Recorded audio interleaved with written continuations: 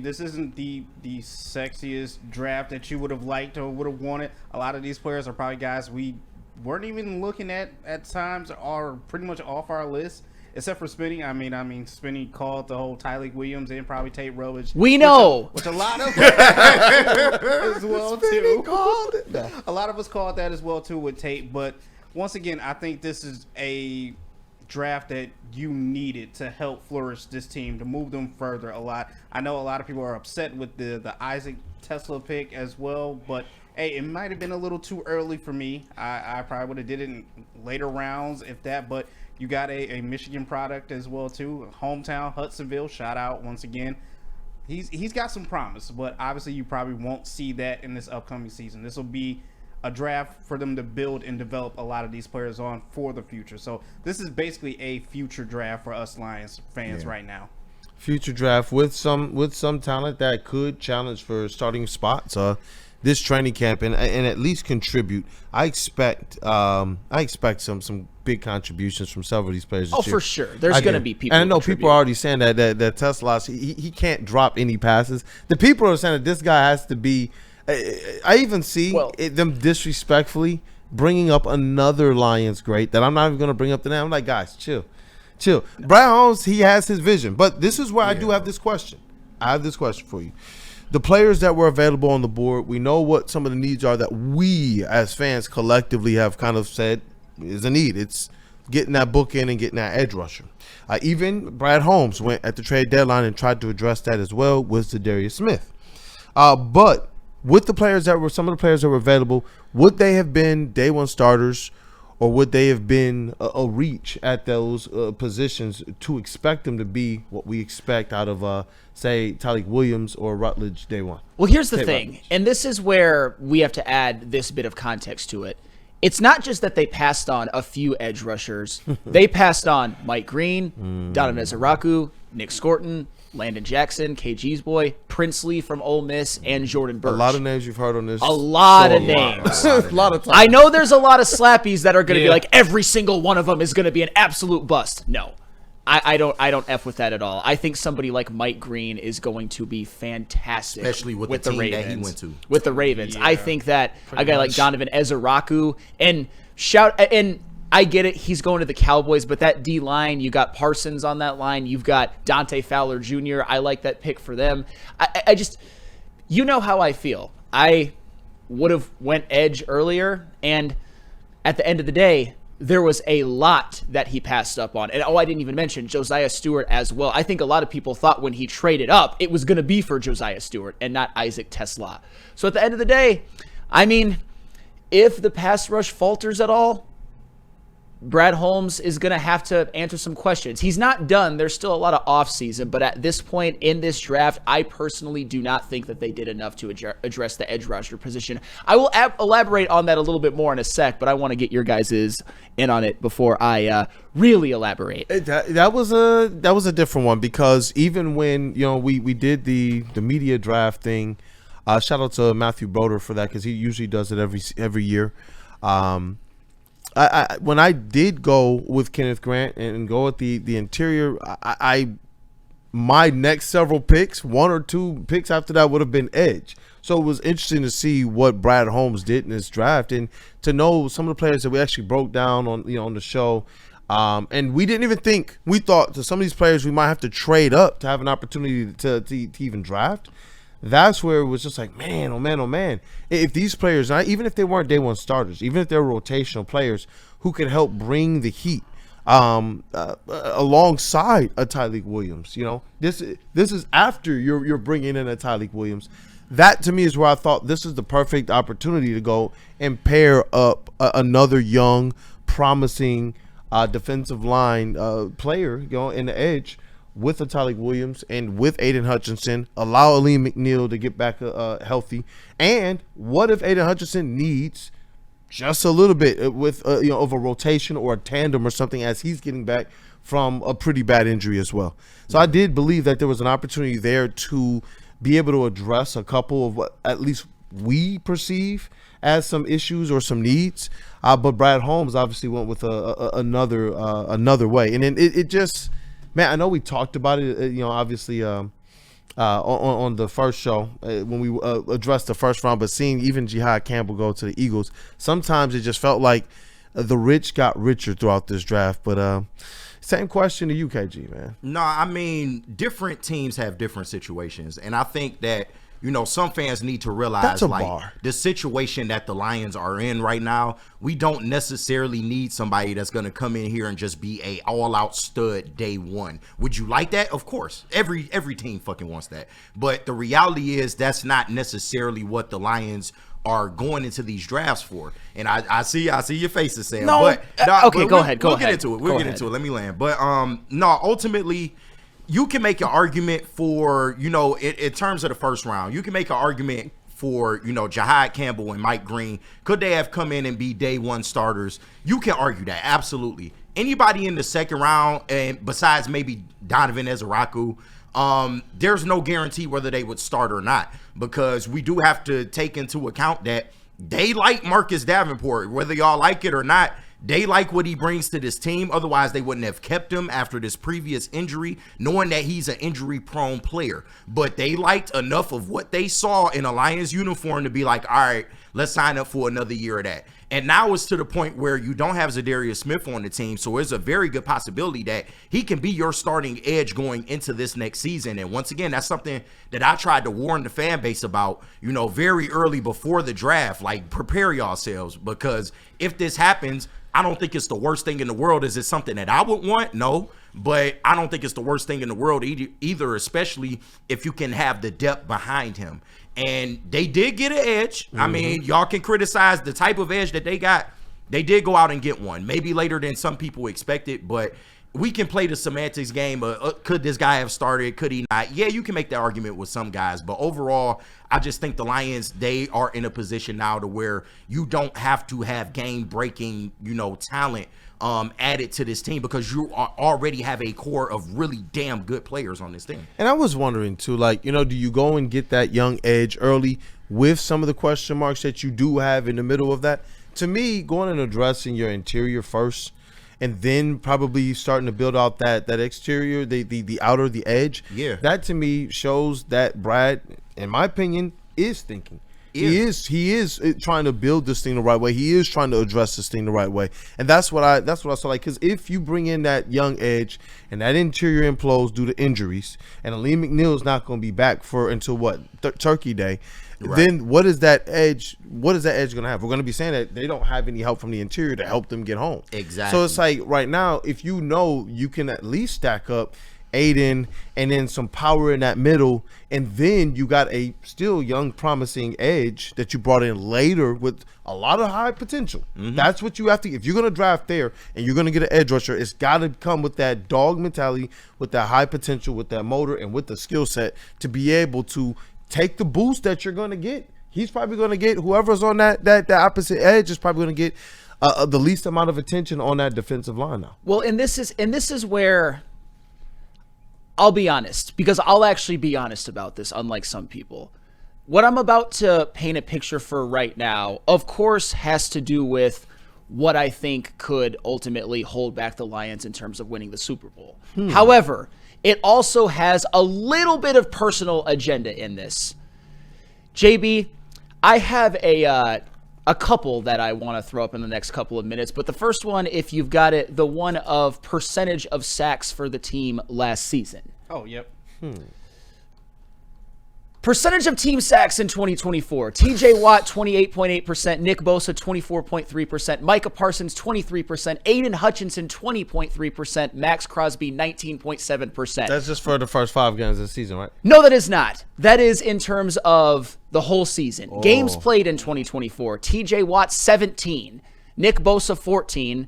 Micah Parsons, 13. Aiden Hutchinson, 5. Max Crosby, 12. And that's where, and this is where that hurt. This is where my issue is. And again, this is a little bit of a personal agenda. I remember 2023 where he did not have enough help on the defensive line. I don't think anybody would ever deny that. where there were some stretches where he wasn't getting the sack production that everybody would like. And it was just open season on Aiden Hutchinson for about a month straight. Neil Rule was saying stuff like he took a month off. Even when the Lions would win, it was just all about, oh my God, Aiden Hutchinson with those useless pressures. Oh my goodness, how come he can't get home? Oh my good. But like, meanwhile, he's being doubled and shipped all a lot. And his bookend edge rusher's last name was Okwara. Throw up the next one, JB, if you would, about his bookend edge help right now as it currently stands. If you got that one, Mr. Smooth. Bookend edge help 2025 as it currently stands. Marcus Davenport, he's missed 40.5% of games in his career, and he's missed 82.4% of the games in his last 2 seasons. Josh Paschal, 5 career sacks in 35 games. Al-Qadim Muhammad, practice squad player for all of 2023 and half of 2024. And Ahmed Hassanin, a 6th round rookie. And for the record, I'm not saying that Marcus Davenport can't rebound and be healthy and be good. I'm just saying, based off of trends, I'm not counting on it. I'm not saying that Josh Paschal can't have a really good contract year, but how can you count on it? I'm not saying that Al-Qadim Muhammad wasn't very, very good and useful when he was there last year, but when you've been a practice squad player for 1.5 out of the last couple of years, you just never know if at this point he's a flash in the pan. And 6th round rookies don't typically contribute much in their rookie years. I understand James Houston and all of that. I get it. That's a good example. And this year there was a Dondre Tillman from Denver got 5 sacks, but that's usually pretty rare. And we all know what turned out of James Houston's career. And of course, we got rid of Zadarius Smith. My thing is, if you have blind devotion and you're okay with this, and you're okay with Aiden Hutchinson carrying a load last year that no other superstar had to carry, I don't want to hear a damn word next year if there's some trouble and Aiden Hutchinson is getting doubled and chipped all the time, and he doesn't give you the sack production that you want. That's right. You guys are okay with this, and I'm not mad at you for being okay with this. Just you're basically saying Aiden Hutchinson coming off of a broken leg, you have to carry this pass rush, or you have to expect a lot of these guys to break some of their trends. It's just go easy on the guy next year. If this is all he has, that's not as much as other people have. I'll just say that. Yeah, and I agree with you That's as it right. relates to the expectations. When I try and look at this with the Brad Holmes thinking cap on, there's been some seasons where he went in and really relied on his draft picks that a lot of people didn't think were going to be able to make those progressional jumps, and some signings. Even when I look at just the linebackers as kind of the precipice of that, they've represented that. A lot of people that there's not a lot of high hope or expectations from outside for Jack Campbell. There were a lot of people who were questioning why that pick and why then. Alex Anzalone, I remember a lot of times early on in the Alex Anzalone experience, there were a lot of people who was wondering why are we not going and getting one of these mean, nasty sideline to sideline, this, that, and the other coverage, and people wanted that type of linebacker. But now all of a sudden we're a 15-2 team, and we see just how instrumental those linebackers were, despite everybody else around them falling off like flies. And then when Alex Anzalone got hurt, we saw it there too.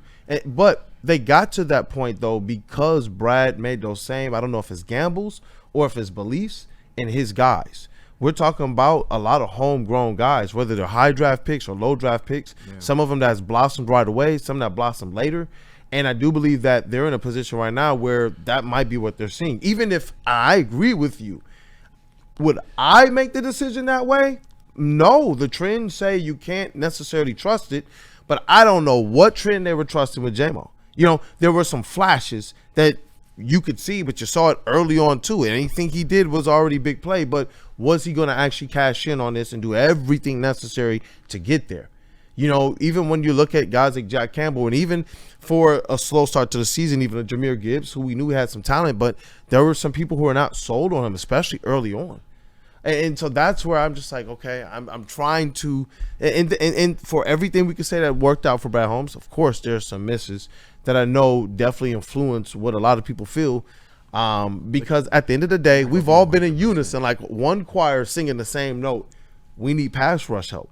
We need pass rush help. The pressures are not enough. Aiden Hutchinson, to Flannel's point, has gotten a large portion of criticism for not turning these pressures, these top of the league pressures, but are you the top guy at sacks? these were the things that people are saying, oh, he has to get better at this. But that is indicative of what they have or have not done to address that bookend and to make sure that even if you're addressing the interior, is it people who are going to play? What I liked about the draft and what you highlighted, some of it was the consistency aspect, the availability aspect of these people just being there. And you wish you could have gotten it in some of your, more higher round picks.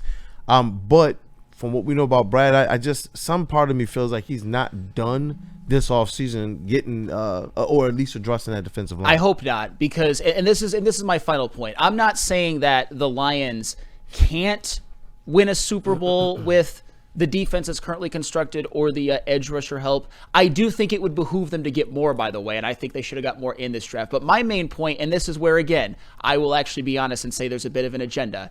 If this is all you got in terms of help, if it's Pascal, a 6th-round pick, Hassanin, Davenport, Muhammad, it's not 20 sacks or we riot for Hutch. And if you do that, F you.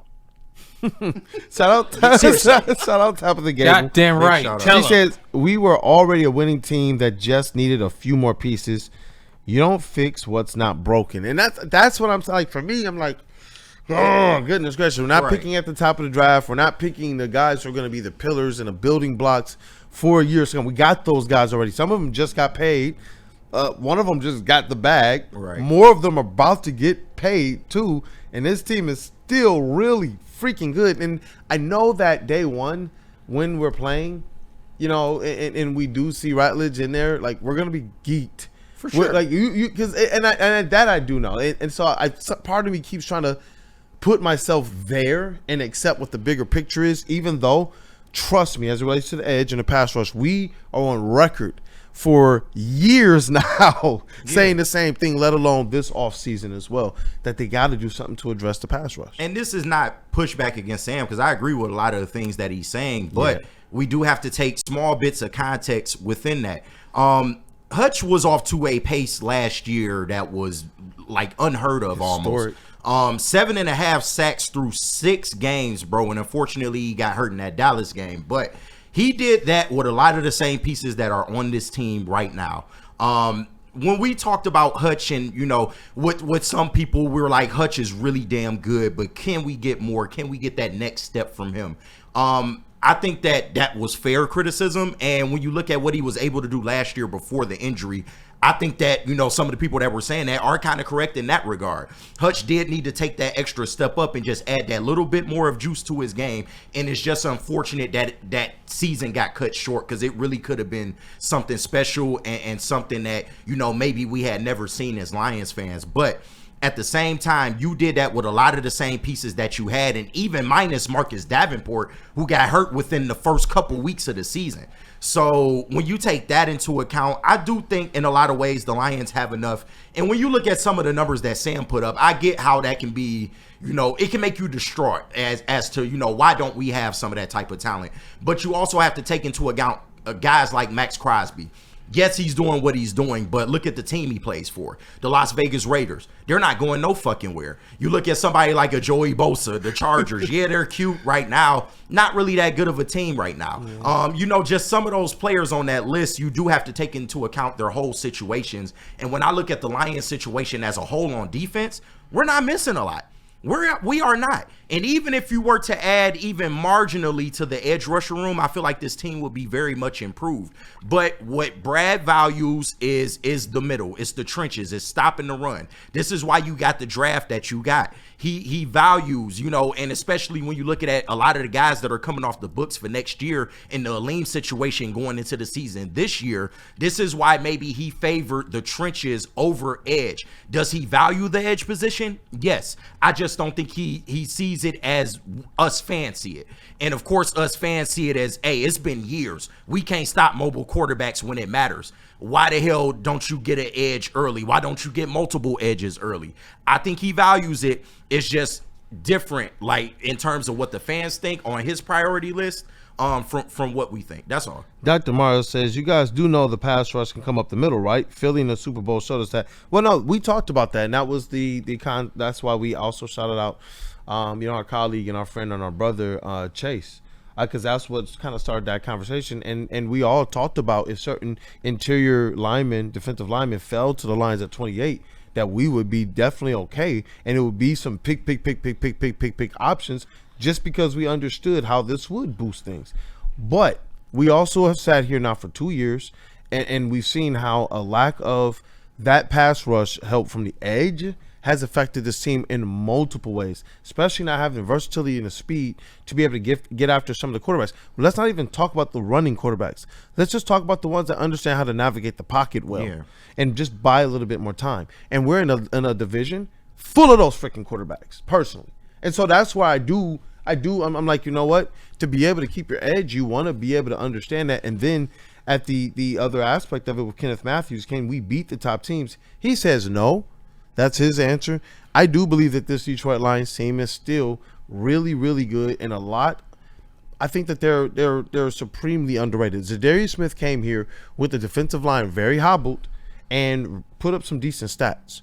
Imagine this team if Aiden Hutchinson is back and the defensive interior is stacked. That, to me, poses a much better defensive line and pass rush than what we had after Aiden Hutchinson got injured last year. But we still saw them be able to go out there and manufacture things. So you add to this interior, you got Aiden Hutchinson back. This is supposed to be, at least on paper, a defensive line that can take a step forward and help out whoever is on that other bookend, whatever the rotation is over there.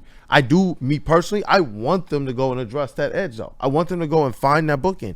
And we know that they flirted with it. From knocking on the door of the top guys that would form your historic bookends to the guys that we know they've interviewed over a couple years now through the draft process. So this one is interesting because I do believe the historic pace that Hutch was at, this guy looked like he was unblockable and they were trying to block him. Yeah. Oh yeah, no. Having Aiden Hutchinson back will be huge. This isn't going to be a bad defensive line by any mean, in my opinion. And certainly you can defend the Tyleik Williams pick. You can argue that he was the best defensive lineman on the board, although not my first choice, but we've been over that. He'll be fine. Yeah. It might be more of a bigger need because of Ali McNeil being out.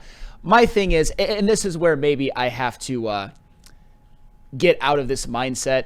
Got a lot of Aiden Hutchinson scar tissue. I'll just say that. And a lot of people who were clamoring for Garrett, clamoring for Trey Hendrickson, clamoring for a big move, and then saying, oh, at least we have Z. Now Z's gone. Oh, we're going to address it early in the draft. Oh, it sucks. It's like now everybody is all of a sudden perfectly fine with them addressing it with a 6th-round pick and not having Z back yet. What other choice do we have? Oh, no, Keeping Zadarius Smith and maybe drafting one of those seven edges that I said. No choice at all. I'm saying from a fan aspect. I'm the scared kid. I've wanted edge. I'm the scared kid, though, who, Papa Holmes is like, I'm up in my treehouse. He's like, no, jump into my arms. I'm like, I'm going to do this. But trust me, this is not what I want to do. I still want that option.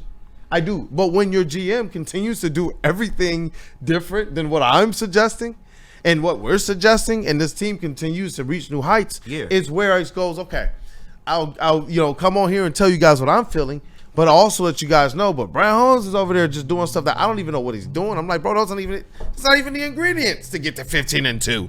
And then you get to 15-2. Exactly. It's just like I don't know. If he viewed it as a dire need, once again, I'll point back to 2023. He's not blind. He sees what the fuck we see. If he felt that this was a dire need that needed to be addressed right the fuck away, we would have saw what we saw in 2023 when he loaded up on corners. Remember when we all had the worst secondary in the NFL and we lost a playoff game because of it? He addressed that room with a urgency that we had not seen to that point. So I don't feel that he feels the edge position is in that dire of a need. Otherwise, we would have saw differently. He did go out and get somebody. It's not like he didn't. If he hadn't gotten anybody, then I would be on my soapbox. But he did go out and get somebody that did produce in college. So with that being said, and with, maybe free agency still looming, a lot of things can happen between now and camp. I'm cool. I'm being patient. That's all. What a name for this statement. And I'm knocking on all the wood. Grim. He says if Hutch goes down, we're cooked. Well, that's true. It's always going to be for that. I'll at least say that it's always going to be true, unless if you really take a swing. Which obviously, when it comes to Myles Garrett, the Browns paid him $40 million a year. But let me just answer this one more time, and I'm trying not to get too petty. But Cody Ingle. Here we go. Probably the biggest Brad bot in all the chats. I'll just say that. Most of the people pissed about Z getting cut didn't know who Z was until we got him after Hutch got hurt. Cody, don't insult our intelligence. Zadarius Smith was a multiple double-digit. About it before we traded for him. Zadarius Smith was a multiple double-digit sack guy. He did it for the Packers. He did it for the Vikings. He was always like he's in the NFC North. And like consecutive seasons, he was a phenomenal bookend to Danielle Hunter in Minnesota. Was a great bookend to Myles Garrett during his time there. Remember when it was Preston and Zadarius for a Green Bay? My thing is, like, why are you switching up and all of a sudden acting like Zadarius Smith is expendable? Let me ask you that question. No, we were all looking forward to. He's being a dick sucker. We were all, when that trade went down, wasn't that one of the names you talked about before we even traded for him? I feel like Zadarius Smith was one of those trade, like, look, I think we went for like budget or if we strike out on the big name guys. And one of the things that we all said in unison was, hey, you got him under control for multiple years. Right. So you get to see Hutch finally with some type of decent bookend help, which he really hasn't had consistently since James Houston. And that rookie season. I think that was the plan until Brad Holmes got the contract and actually saw how it was structured. Like, and you can say, like, yeah, it was only, $6 million here, and he would have had to pay some money next year. But in terms of signing our own people, you just saw Kirby Joseph get a big deal. We want to see a lot more players on this Lions team get big deals. You need as much money as you can possibly get. And when you got $16 million tied up in a guy for 2 years, 1 year in which he's not even going to be on the team, then I can't argue with that. I want him back too. I understand. Pardon me, it's like for a Super Bowl window. I'll tell you what. You know how I feel. No, yeah, for sure. Derek Barnes. And that's not a Derek Barnes. That's not a wrong. Bye. Yeah. Keep Zadarius Smith. Derek Barnes. Bye. Sorry. And I know a lot of people Shout out friend of the want to network, treat him Derek like Barnes. he's